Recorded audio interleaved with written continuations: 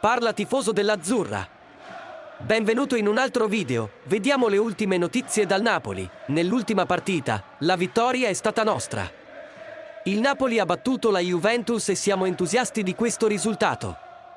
E per renderlo ancora migliore, Marek Hamšík, uno dei più grandi idoli del club, ha pubblicato una foto su Instagram della squadra che festeggia nello spogliatoio, mostrando quanto ama ancora il Napoli, ma non tutti gli ex giocatori del Napoli hanno vissuto la stessa emozione.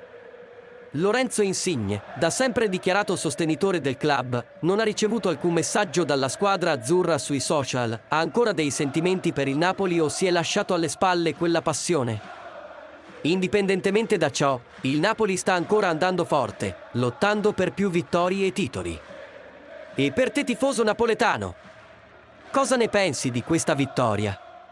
Lascia la tua opinione nei commenti e tifiamo insieme per il nostro momento del cuore. E infine, ho lasciato la domanda: quali sono le tue aspettative per la prossima stagione al Napoli?